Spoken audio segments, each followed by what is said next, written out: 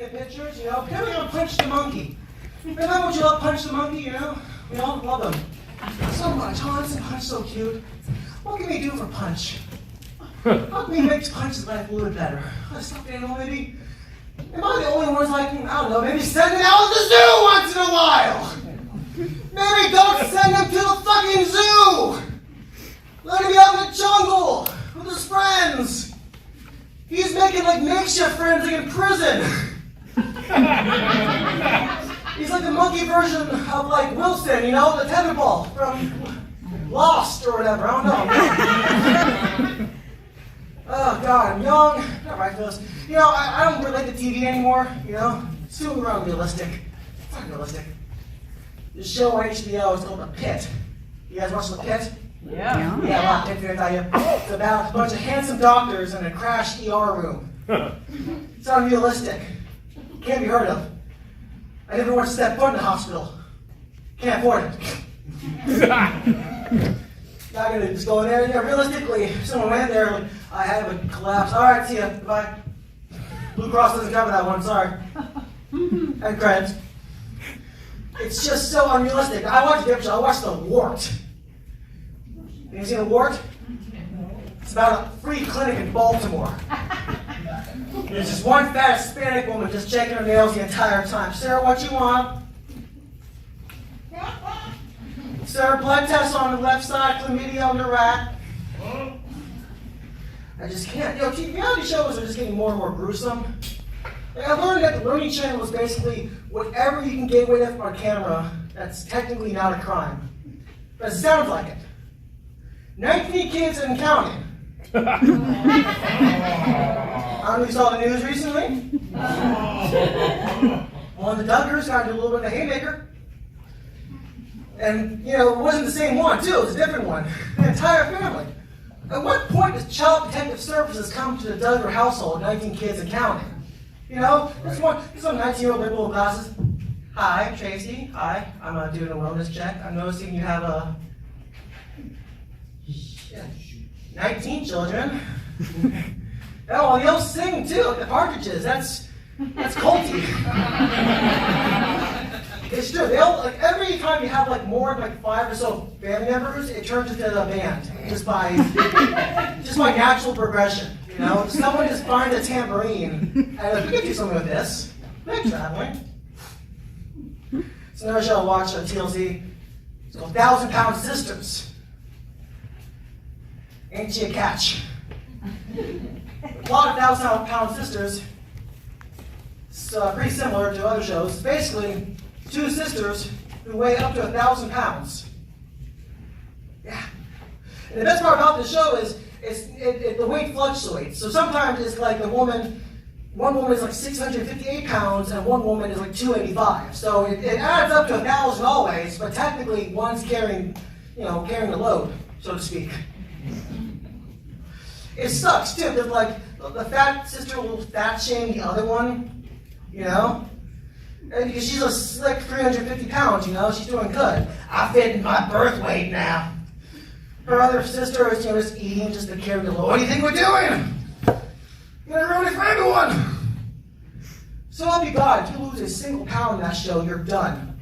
You are done for 1,000-Pound Sisters. And that's just sisters too. You guys see the mom on that show? She's just a mound.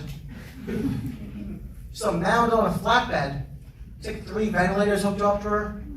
She has like this Baron Harkness kind of vibe to her from Dune. Y'all sisters, stop fighting now, you kid.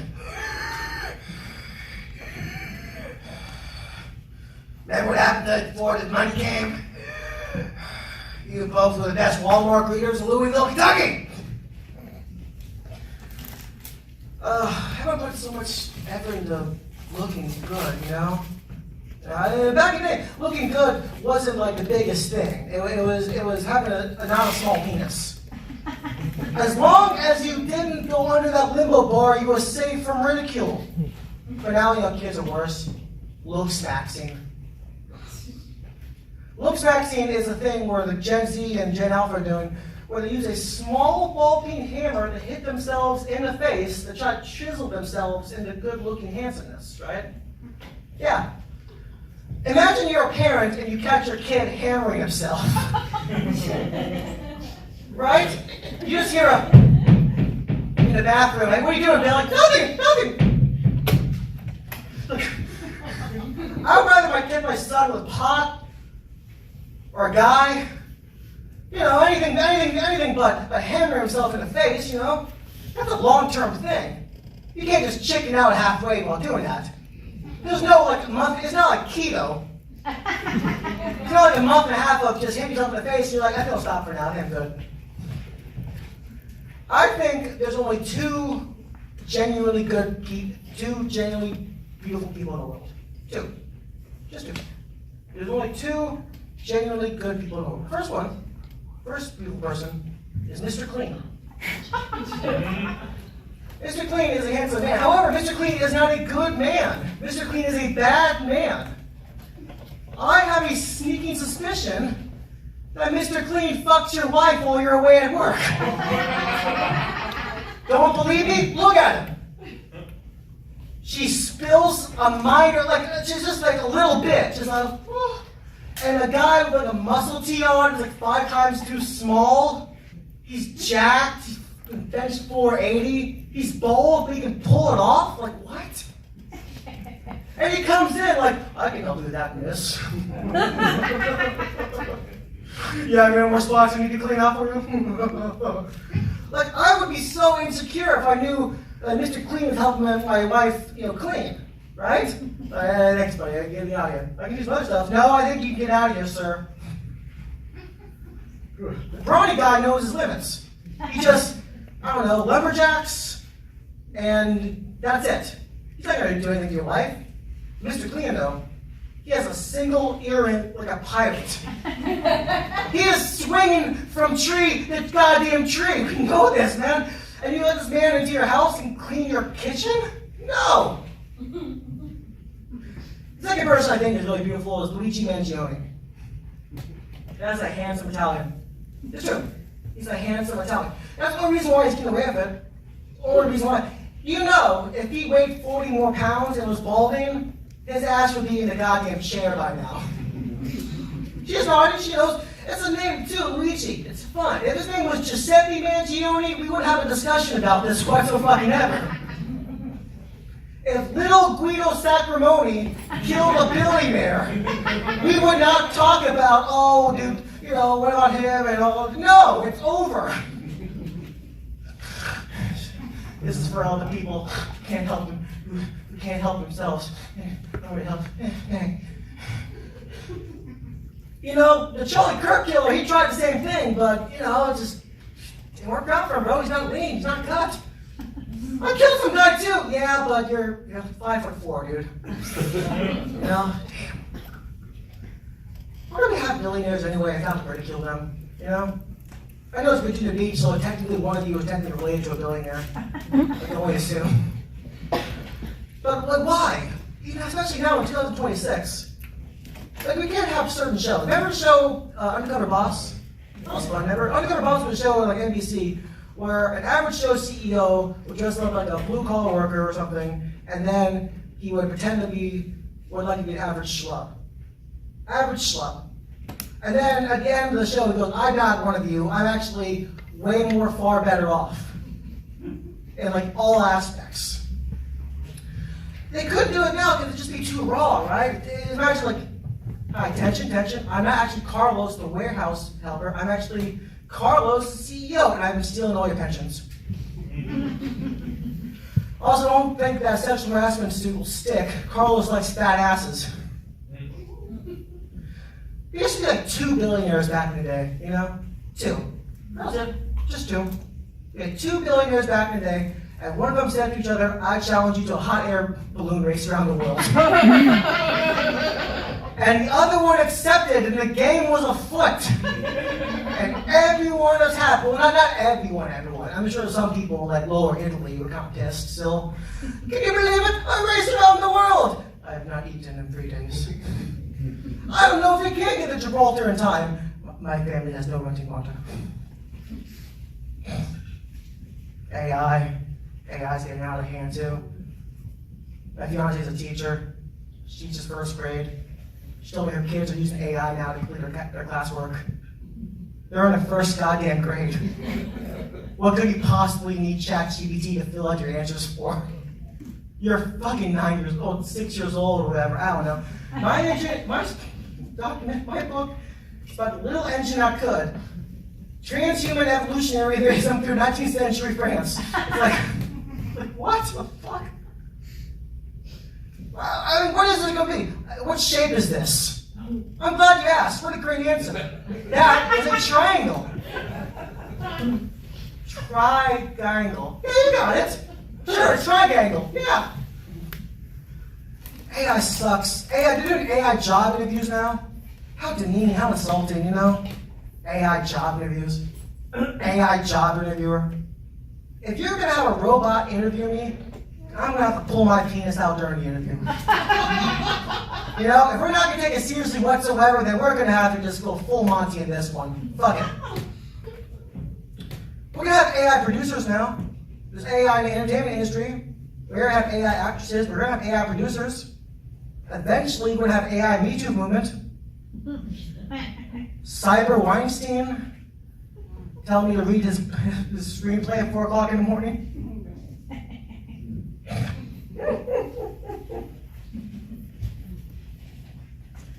Oh, goodness gracious. I don't know, it's gotten too far. Everything's gotten too advanced too fast. You know, I know I'm really in the slums. I got a cryptocurrency ad during my pornography. Yeah, we're there now, by the way. You know how distracting it is, to say the least, when you're trying to unwind after a busy day, and you see an ad for crypto gambling during your pornography? Like back in the day where it was like analog and stuff, and it was like a paper, there was like tobacco ads, but that didn't stop you. You were just, oh, she's so hot. Oh, Marlboro cigarettes now in 1999. Oh no. Well, actually, I'm more a menthol man too, but you know, but it's a new flavor, new generation. Crypto ads, pornography. Where do you get the balls? Wait, that's how I start. Is that how I start cryptocurrency, by the way? What a terrible way to start. How did you start? Did the investor tell you? Sorta. You know, I noticed something too when I was in Virginia. I live in Seattle, Washington, by the way. I don't know if you ever live in Virginia after visiting. I noticed something that was quite peculiar. Pornhub is banned in Virginia. It's banned in Virginia. It's banned in Florida. It's banned in a lot of places in the South. I never knew how much I took water and everything for granted until I was dry and thirsty. I think there's somewhere in the Bible about that, but I misremembered. You know how bad it is? They did it, and it's so almost not cliche what happened. So like, you click on the website, it just doesn't say, you know, you can't use it. There's a woman in a full dress going, hello. She knows what she does. Unfortunately, you can't see all the steamy erotica because of, and she says the goddamn bill and everything. This is how we get to our congressmen, people. This is how we do it. Letters are not going to cut it anymore. We have state-sponsored spanking now. The state will tell you whether or not you can masturbate to whether sites. You have to say no. Also, yeah, think. Pornography has changed over the years. And I noticed something. When I was scrolling through not pornography in my hotel room. Pornography has a working class annotation that we never talk about.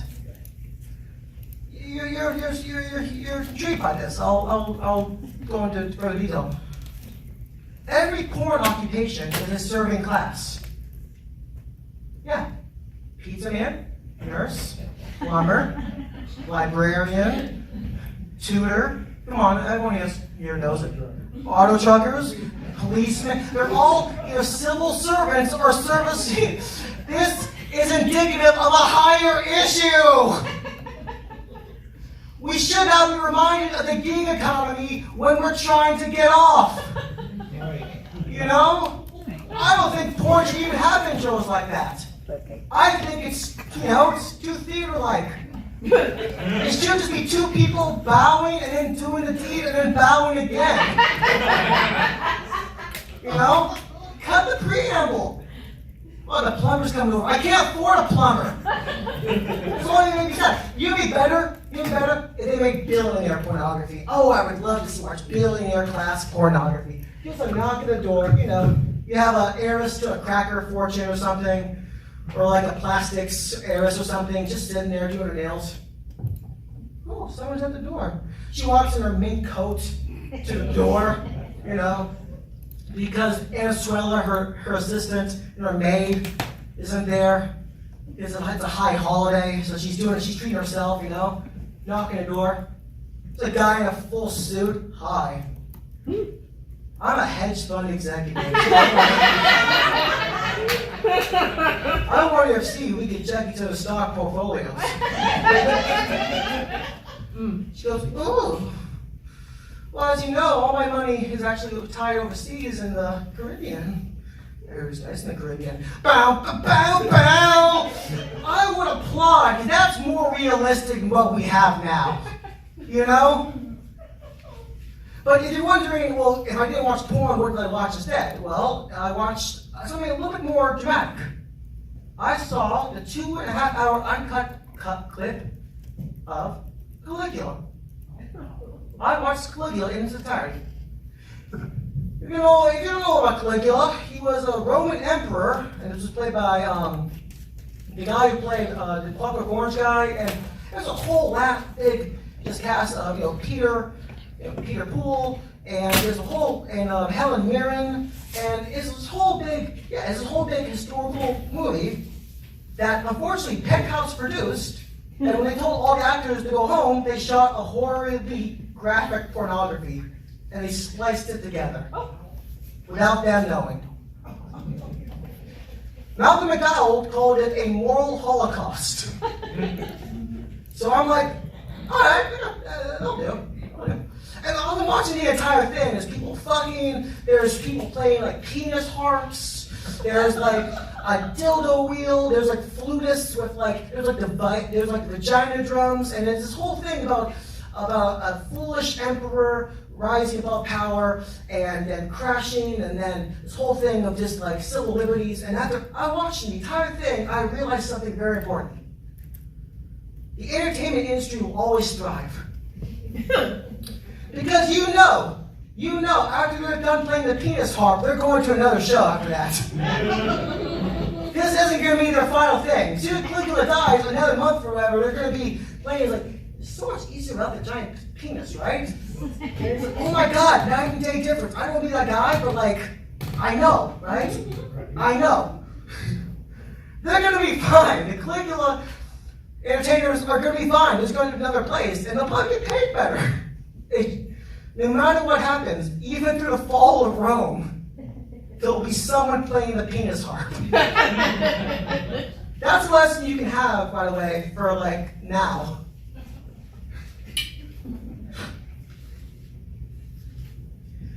Travel a lot. I like to travel. I like to go to carnivals a lot when I travel. I don't know, it's kind of kidding me, I like to go to carnivals. Carnivals are fun. Carnies are like the Amish if they tried meth once. They tried meth once, they listened to AC/DC, and they're like, you know what, we like this. We want to keep doing this. But I still want to build things. I still have this inner urge to build things, like a beaver taking down dams. I want to build and construct things and take it down. But the meth still needs to be in play. Carnies are not really the most fun people to smoke with. They smoke because they have to, not because it's a fun thing. I was at the Virginia Carnival over there. There's a little fun festival over there. There's a guy smoking behind the giant Ferris wheel. The big duffel bag of pot. Just out in the open. And he wasn't even happy either. He's just sitting there.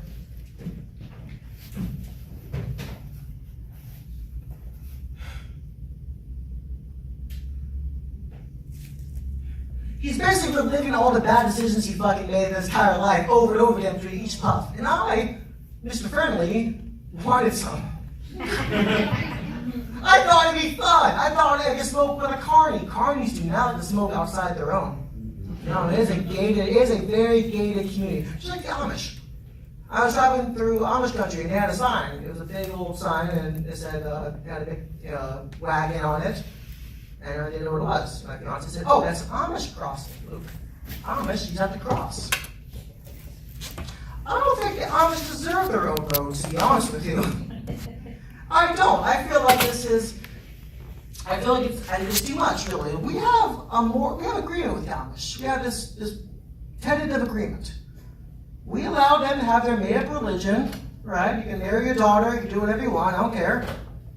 And in return, once a year, we harvest your precious butter. That is basically that's the gist of it. Now they want their own roads. First they want their own roads, then they want their women.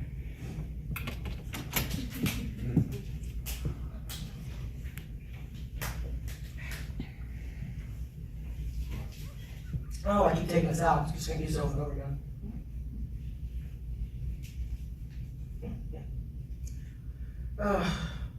I saw a sign when I was on the bus station that said, aggressive panhandling should not be tolerated.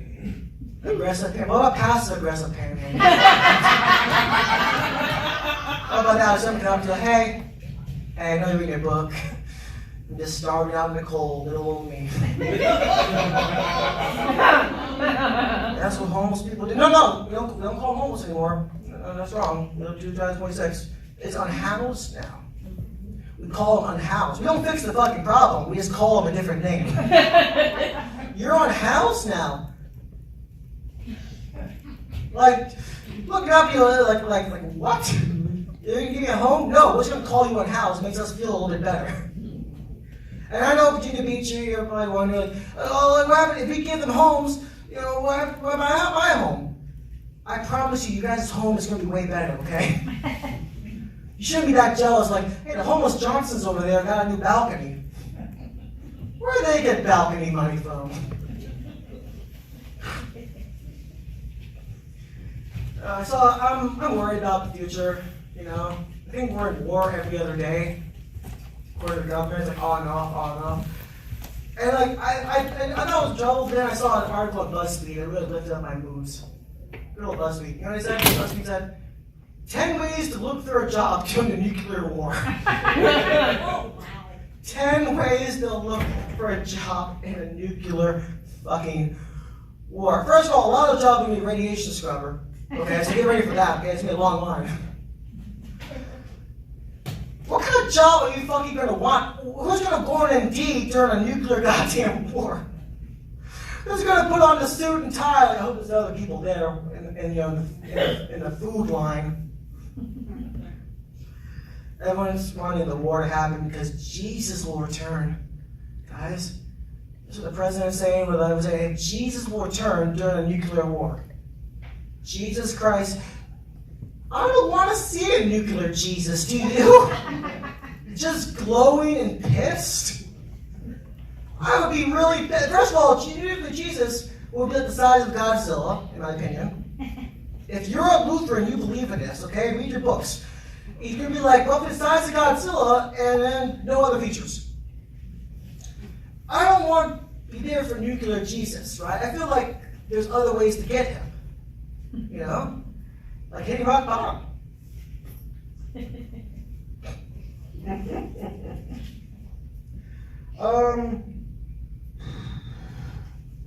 Anyone here gamble? Yeah. You guys all online gamble? No, you guys gotta try online gambling. It's the newest rush. Call sheet. You guys ever used call sheet before? You guys see those commercials all the time. You can bet on anything. Guys. Anything. Okay, what did I bet on? Sports?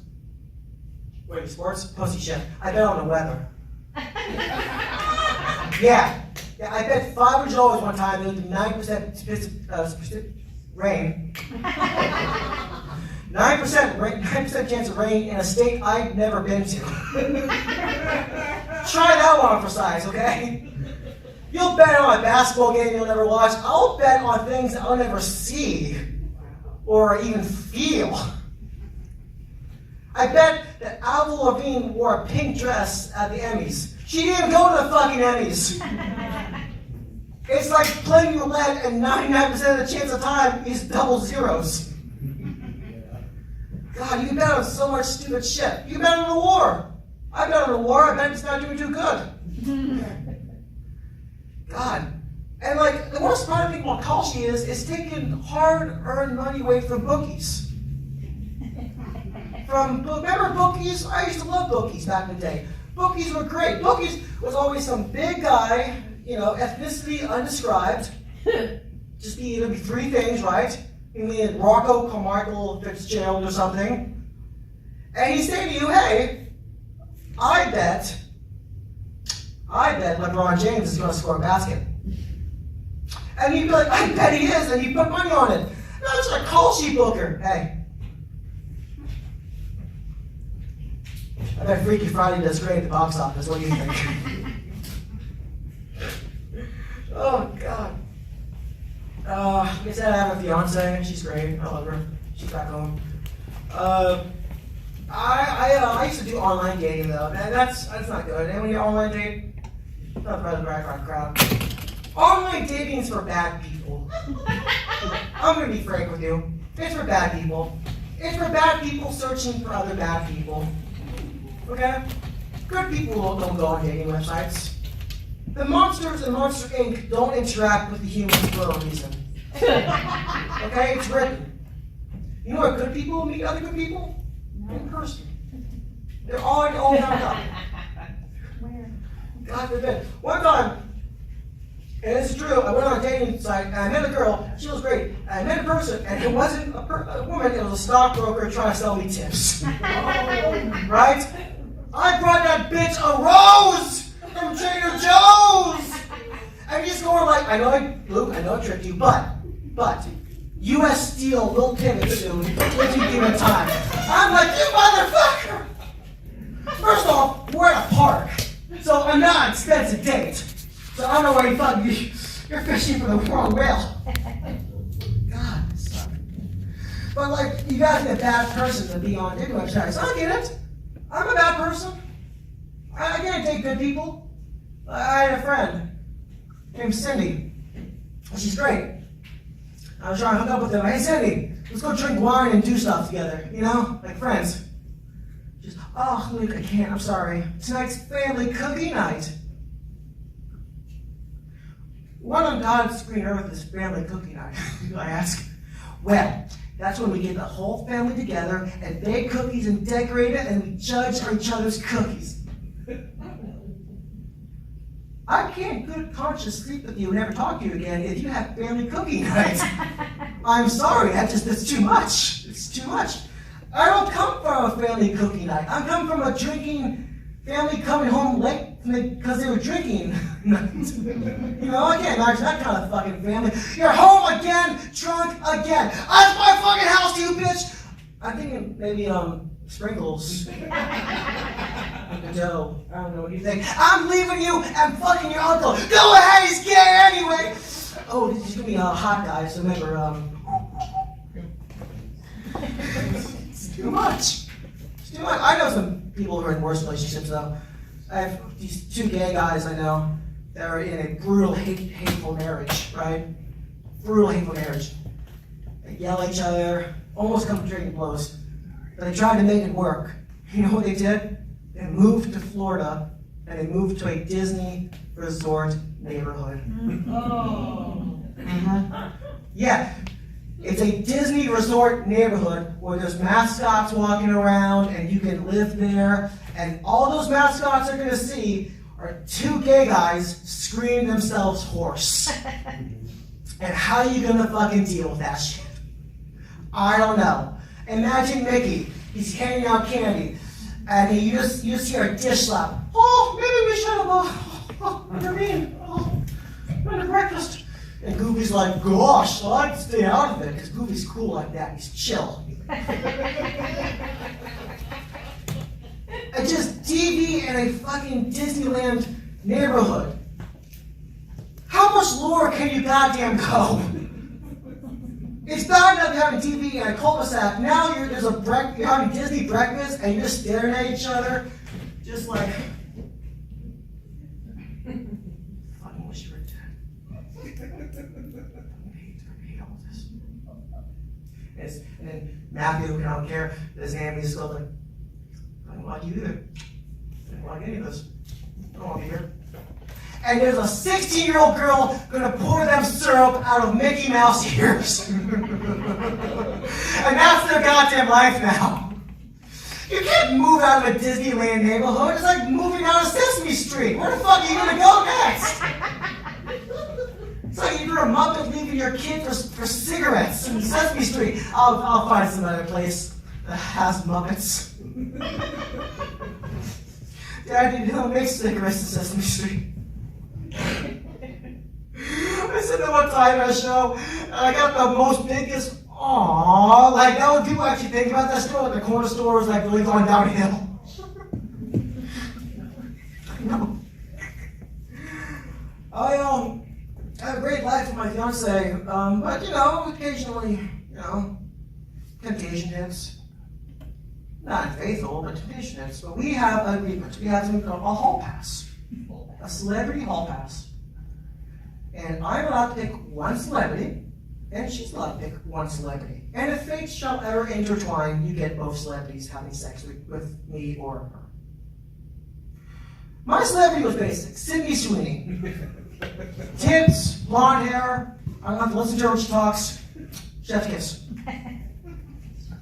With her, it's a little bit more complicated. I was egging her on, I was curious. So who's it going to be? Jason Statham or Idris Elba or Charlie Sheen? And she goes, no, we'll just song. Like, who?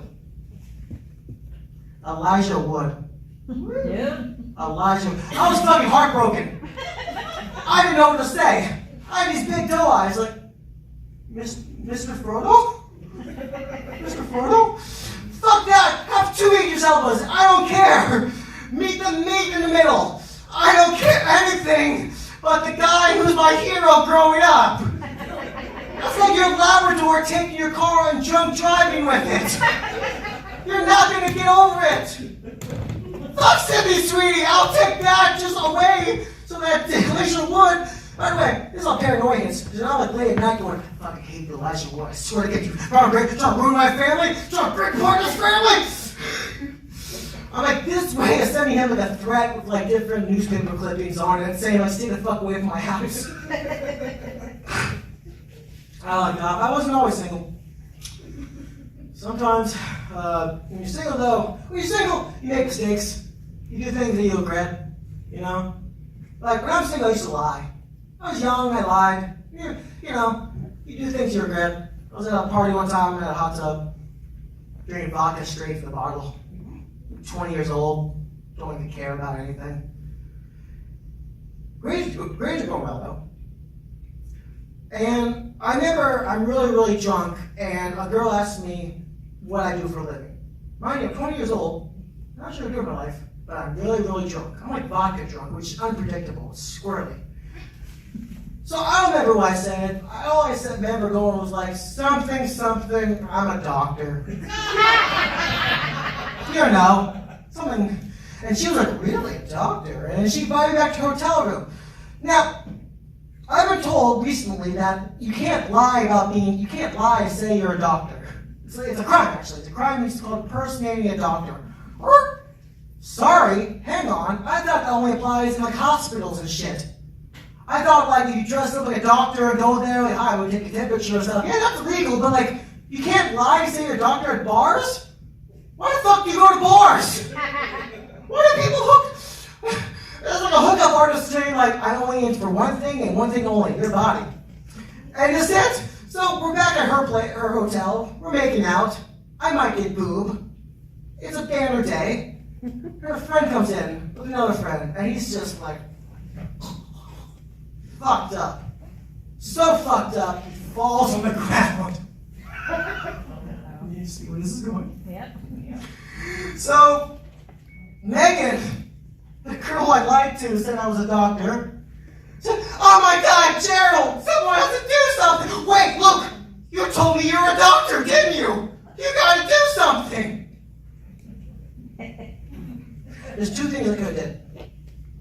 One, could have messed up. No, I'm not a doctor.